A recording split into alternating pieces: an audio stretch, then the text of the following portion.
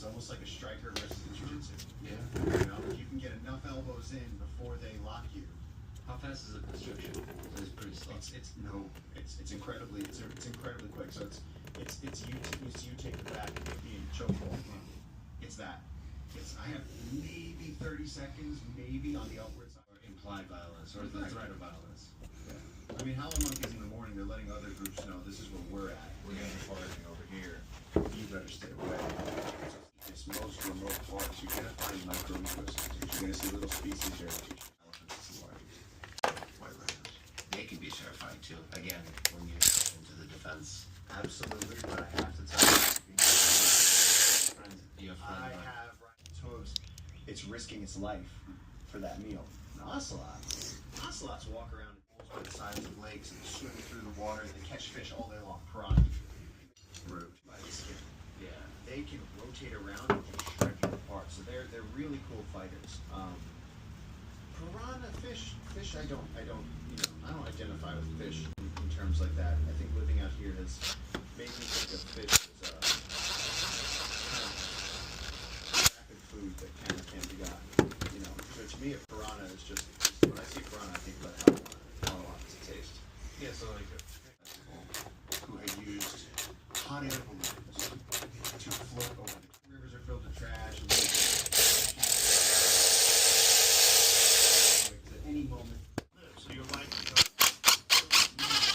and that's the problem with a lot of people, even that have jobs that are.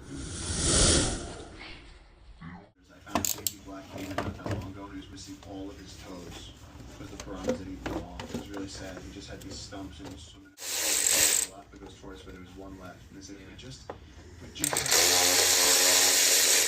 a 6, 7, 8-year-old, that destroys you in every direction. Like, if you're gonna use the thing as bait, use it as bait. If you're gonna remove its tail, well, then just kill it altogether.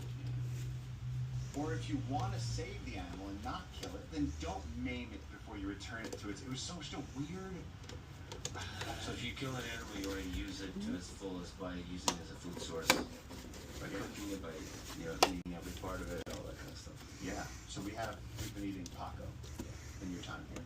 Fried Paco, it's great. Fried Paco. You can tell it like a better workout so that we can go harder in the jungle. And so a few months ago, in August, when the river was down, there was a day that the river do heart transplants. We can watch Netflix and the Amazon if we want. All this amazing stuff. We can capture on video our adventures. So much incredible opportunity that technology has. Morning fishing, we got 3 Pacos, 3 huge giant piranha.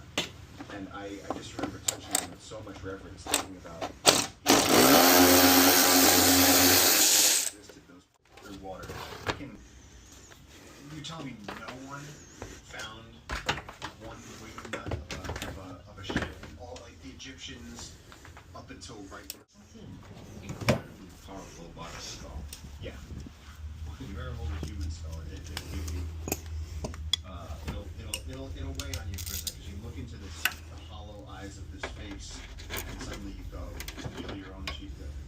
You feel your own skull, and you go, holy shit. You go, what is going on? It's like taking acid. You have a big showdown, and one of them either die or have to. Or you have to know how to do it. If you don't know how to do it, you end up in a lot of trouble.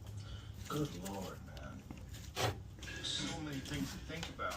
And this is your everyday existence. Stuff like this, put air in. So you got this. Sophisticated. It could be in a space of computation, for example. Where we don't. And there's so many gigantic, powerful, cosmic entities out there that we detect. Sometimes can't detect them by definition. That's out there. We know it exists, but we can't explain why and what the fuck it is. We give it names, black holes. Buy what were those things? Those fake pictures that people bought for a while? NFTs? Yeah, those. What? What was that? Use sinew to make the string for your bow. Yeah. You have to know what woods to use for the bow. You have to know how to harden those woods. And if you're making a recurve bow, now you're talking even crazy.